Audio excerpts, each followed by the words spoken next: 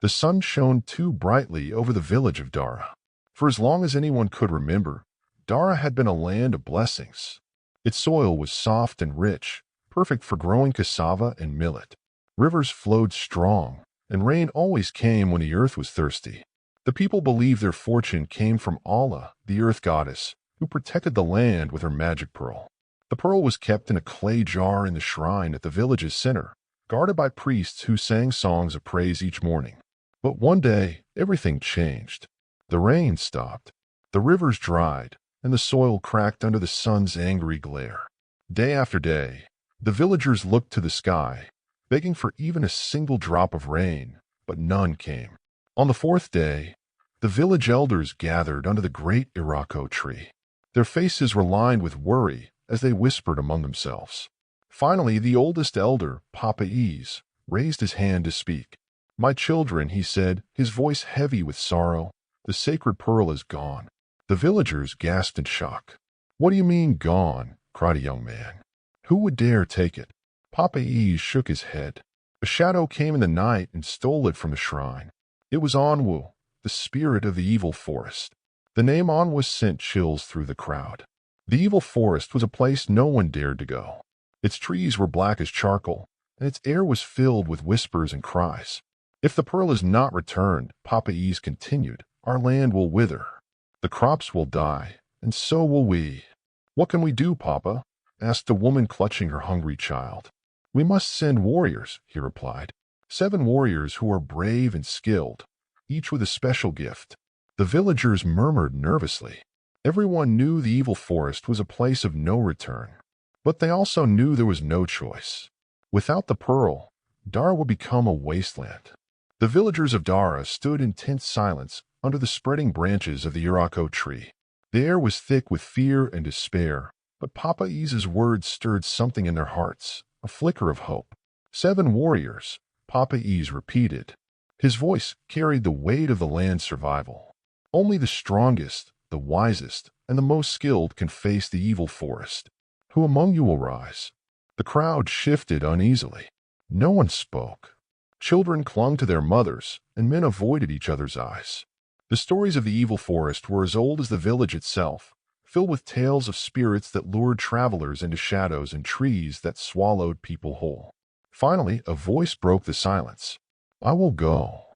All heads turned to see Obi, the village wrestler.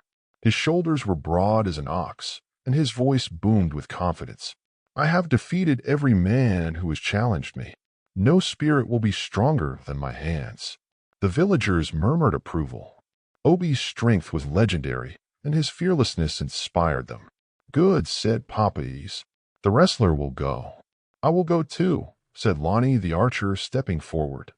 Her bow was slung across her back, and her quiver rattled as she moved. "My arrows never miss. If a spirit dares to cross me, I will strike it down." Another murmur rose, this time mixed with pride and doubt. Lonnie was known for her sharp eyes and steady hand, but the evil forest was no ordinary place. Would her arrows be enough? Zuba the healer pushed through the crowd. Her face was calm, but her voice trembled slightly. "If we are to face dangers beyond our understanding, then the group will need a healer." "I will go." "Zuba," cried an old woman, clutching her shawl. "You are too kind-hearted. How will you survive among such wicked spirits?" "I am kind, yes," Zuba replied, her voice steadying. "But kindness is not weakness. The forest will not scare me away." Papa Ease nodded approvingly. "Strength, skill, and healing. 3 warriors have stepped forward. Who else?" There was a pause. Then Kofi, the blacksmith, raised his hammer. His face was hard as the iron he worked with. "I will go. My hammer has shaped plows and swords. It can shape our victory as well."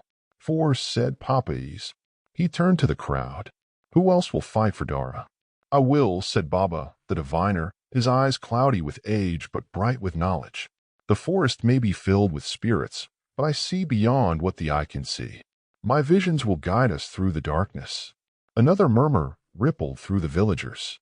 Baba was respected, but his visions were often strange and hard to understand. Could they truly rely on him? 5 warriors," said Papa Ease. 2 more must come forward. Silence fell again, heavier this time. Then a quiet voice spoke up. I will go. It was Folu the tracker. He was lean and quiet, known for his sharp senses and ability to follow trails even in the densest jungle.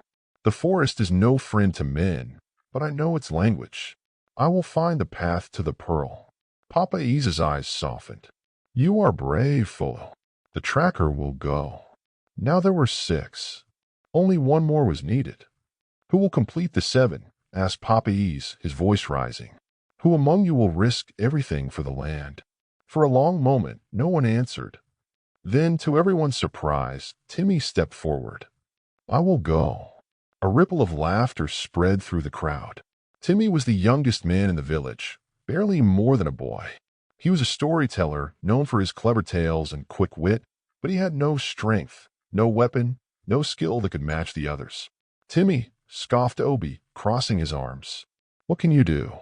Tell the spirits a bedtime story? Lonnie shook her head. This is no place for children.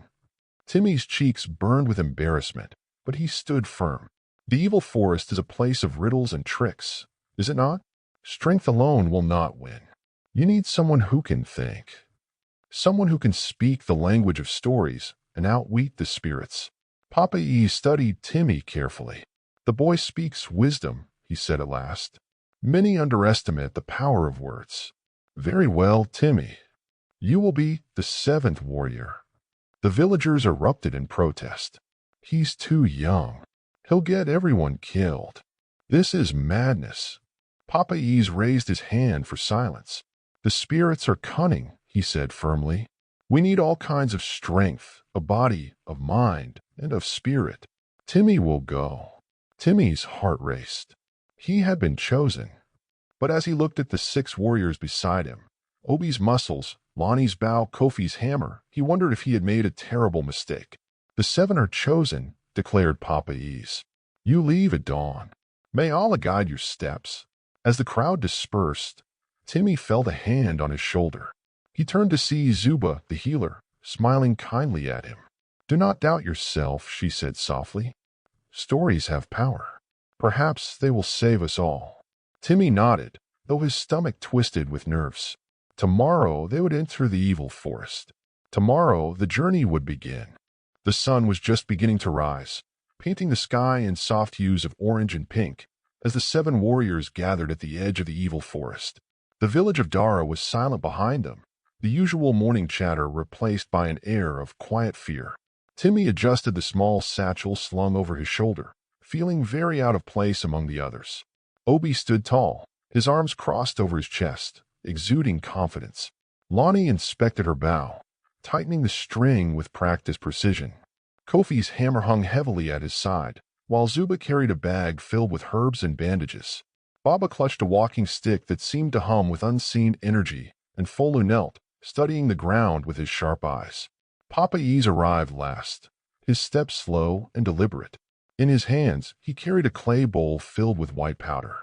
Before you enter, he said, his voice steady, you must receive Allah's blessing. Kneel. The 7 obeyed, and Papa Ease moved to each of them, dipping his fingers into the powder and drawing symbols on their foreheads. To Obi, the strength to endure, he said, marking the wrestler with a bold, straight line. To Lonnie, the precision to strike true, he continued, drawing a sharp, arrow-like symbol. To Zuba, the healing touch of the goddess, he murmured, tracing a delicate spiral.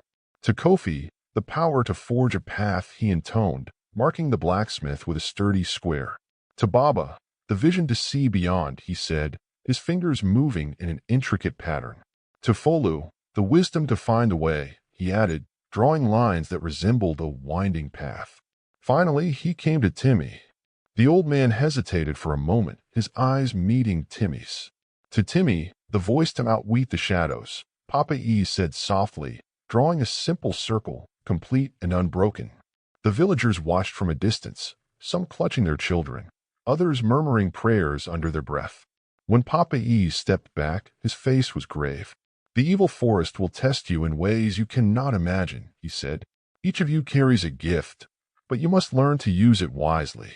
Remember, strength alone will not prevail. Trust each other. May Allah's light guide you. Obi stood first, his eyes fixed on the dark trees ahead. Enough words. Let us go. The others rose, and one by one, they stepped into the shadows of the forest. The forest of whispers. The air changed the moment they entered. The sunlight disappeared, swallowed by a thick canopy of gnarled branches. The ground was soft and damp, muffling their footsteps. Strange sounds echoed around them, rustling leaves, distant laughter, and whispers that seemed to come from nowhere. Stay close, Folu said, his voice low.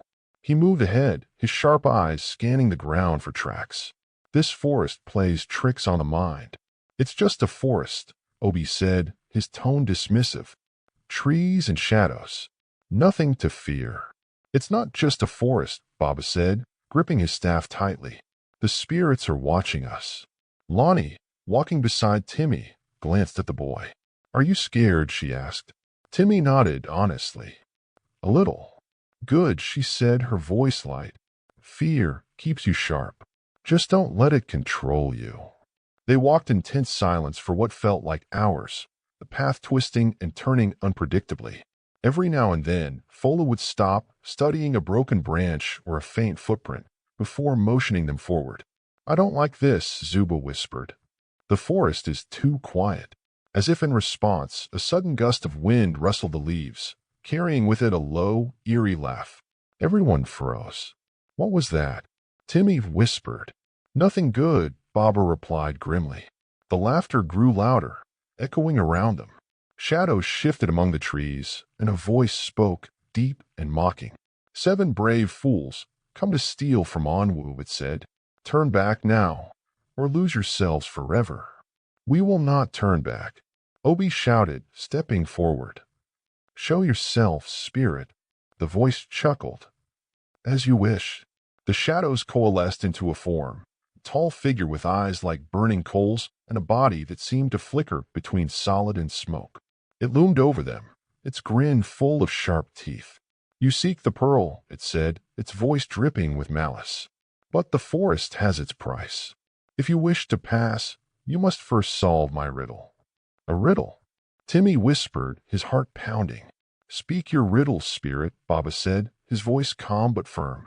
The figure leaned closer, its fiery eyes locking onto Timmy. Listen well, for you only have one chance.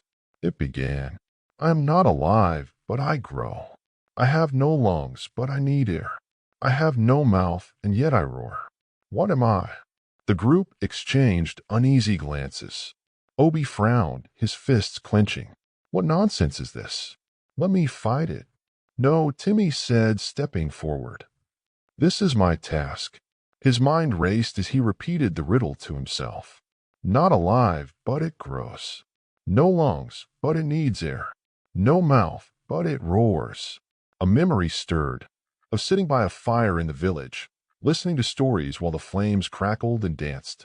Fire, Timmy said, his voice steady. The answer is fire. The spirit's grin widened, then dissolved into a deep, echoing laugh. Clever boy, it said. You may pass for now. The shadows melted away, and the forest was still once more. Timmy turned to see the others staring at him, some with surprise, others with newfound respect. Not bad, Lonnie said, a small smile on her lips. Obi grunted, clearly unimpressed. Let's keep moving. This is only the beginning. And so the 7 warriors pressed deeper into the evil forest, knowing the true challenges were yet to come. The group pressed forward through the dense, oppressive forest.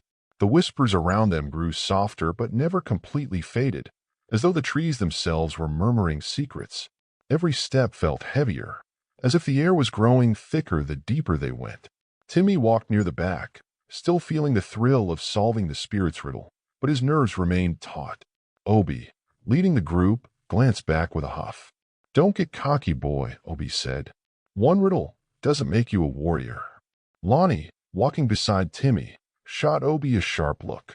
And brute strength alone doesn't make you a leader. Let him have his moment. Enough, Folu said softly, holding up his hand. I hear something ahead. Everyone stopped, straining to listen. A faint sound, like rushing water, grew louder as they moved cautiously forward. Finally, They stepped into a clearing, and there it was, a wide black river, its surface shimmering like liquid night. The current moved fast, churning with an unnatural energy. On the far side of the river stood a massive tree with golden leaves that glowed faintly in the dim light. "That's it," Baba said, his voice low. "The tree of passage. We must cross to continue." "How?" Obi asked, scanning the water. "That current will sweep us away." "Look," Zuba said, pointing. A single canoe rested on the riverbank, carved from dark wood and tied with a vine that seemed to writhe like a living thing. Beside it, a tall figure stood motionless. It wore a tattered cloak that seemed to blend into the shadows, and its face was hidden beneath a hood. "Who approaches my river?" the figure asked, its voice deep and hollow. "We are travelers seeking the Pearl of Allah," Baba said. "We wish to cross." The figure tilted its head slightly, as if amused. "The River of Shadows is no simple stream. Many have tried to cross, few have succeeded. If you wish to pass, you must pay the price." "What price?" Obi demanded, stepping forward. The figure raised a bony hand, pointing at each warrior in turn. "One of you must remain behind. Only 6 may cross." A shocked silence fell over the group. "That's absurd," Obi growled. "We can all fit in the canoe. Why should one of us stay?" "The river demands balance," the figure replied. "If 7 attempt to cross, the water will claim you all. Choose wisely." "This is nonsense," Obi snapped. "I'll carry the canoe if I have to." "No," Baba said, placing a hand on Obi's arm. "The spirit speaks the truth. This is the way of the evil forest. It tests us." Obi clenched his fists but said nothing. "We must decide," Baba continued. "Who will remain?" The group exchanged uneasy glances. "I'll stay," Zuba said suddenly, her voice calm but resolute. "No," Timmy blurted, his chest tightening. "Zuba, you can't." "Yes, I can," she interrupted, smiling gently. "I'm a healer, Timmy. My role is to help, even if that means making sacrifices." "But what will happen to you?" Lonnie asked, her voice filled with concern. The cloaked figure chuckled darkly. "The one who stays will not die, but they will never leave this forest. Their spirit will become one with the shadows." Timmy's stomach churned. He looked at Zuba, who stood tall despite the tremor in her hands. "No," Obi said firmly. "This is ridiculous. There has to be another way." "There isn't," Baba said quietly. "Zuba has chosen. We must honor her decision." "Wait," Timmy said, stepping forward. "What if I stay instead?" "No, Timmy," Zuba said, her voice firm. "You're the youngest. You have the most to prove, and I believe you will make it to the end. This is my choice." Her calm determination silenced the group. Slowly, reluctantly, they nodded. Zuba turned to the cloaked figure. "I am ready." The figure gestured to the canoe. "Then the rest of you may cross." As the group climbed into the canoe, Timmy felt tears prick his eyes. "Zuba, I'm sorry," he whispered. "Don't be," she said, smiling at him one last time. "Remember what I told you, stories have power. Use them." The canoe pushed off, gliding smoothly onto the dark water. As they drifted away, Timmy looked back to see Zuba standing tall on the riverbank, her figure slowly blending into the shadows. The river seemed to mourn her loss, its current whispering a sad, haunting melody. When they reached the other side, the group stepped onto the bank in silence. The golden tree loomed above them, its leaves glowing brighter now. "We keep going," Baba said after a long pause. "For Zuba. For Dara." Timmy clenched his fists, determination rising in his chest. Zuba's sacrifice would not be in vain. They turned and continued deeper into the forest, the golden leaves lighting their path. The golden light from the tree slowly faded as the group ventured deeper into the forest. Shadows thickened, and the air grew colder. Every step felt heavier, and the loss of Zuba weighed on them like a stone. No one spoke. The only sound was the crunch of leaves beneath their feet and the occasional rustle of unseen creatures. Timmy walked near the back, his thoughts spinning. He replayed Zuba's final words in his mind. Stories have power. But what power did stories have against spirits and curses? "Stop," Fola said suddenly, his voice sharp. He knelt, studying the ground. "What is it?" Lonnie asked, her bow already in hand. Folu pointed to a strange mark in the dirt, a perfect circle with jagged lines radiating outward. "We're not alone." As if on cue, the ground beneath their feet began to shake. The group staggered, grabbing at trees and each other for balance. "What now?" Obi growled, his eyes scanning the forest.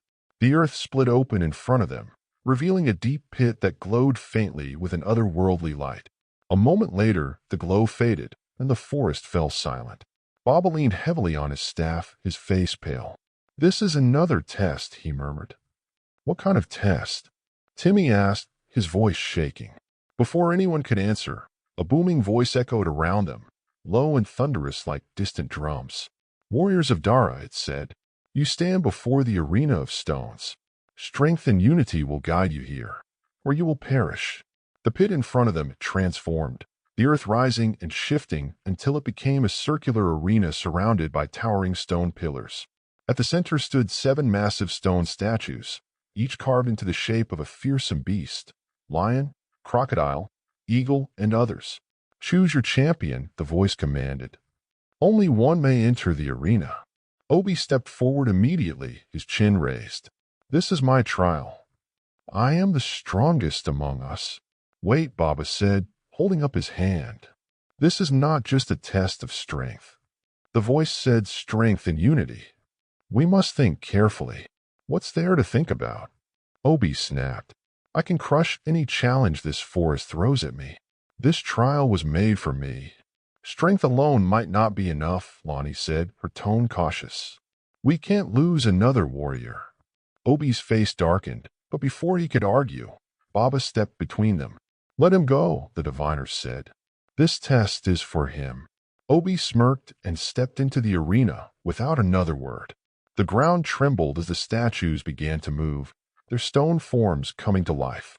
The lion statue roared, its stone mane rippling as it charged toward Obi. He dodged to the side, his movements quick despite his size. Another beast, the crocodile, lunged at him from behind.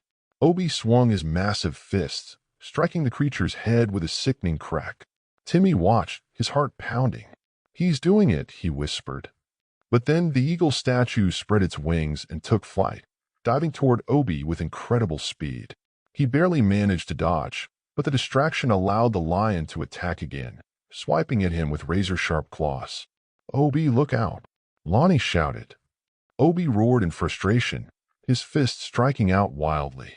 "I don't need your warnings," he bellowed. The beasts circled him, their movements growing more coordinated. It was as if they were learning his patterns, working together to overwhelm him. "This isn't a test of strength," Baba said grimly. "It's a test of teamwork." "What do we do?" Timmy asked, his voice urgent. "We help him," Lonnie said, already knocking an arrow to her bow. "But the voice said only one can enter the arena," Folu pointed out. "Then we help from here," Lonnie replied, releasing her arrow. The arrow flew true, striking the eagle mid-dive and knocking it off course. Obi glanced back, his expression a mix of surprise and anger. "I didn't ask for help," he shouted.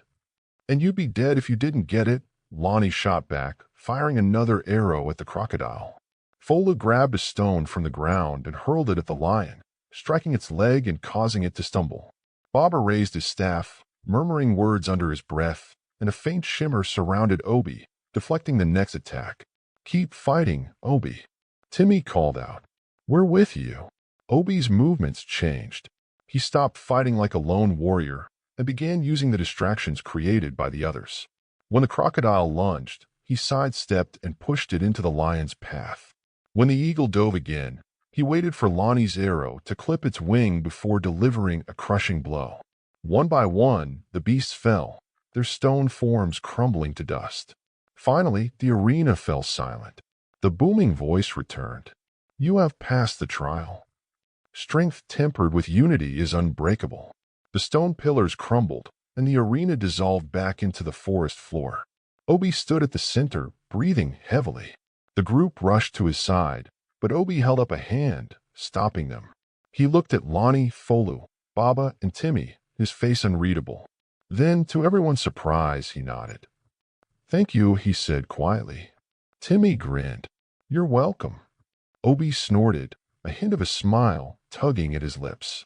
Don't let it go to your head, boy. The group gathered themselves, their bond stronger than before, and continued deeper into the forest. But the challenges ahead would demand even more from them.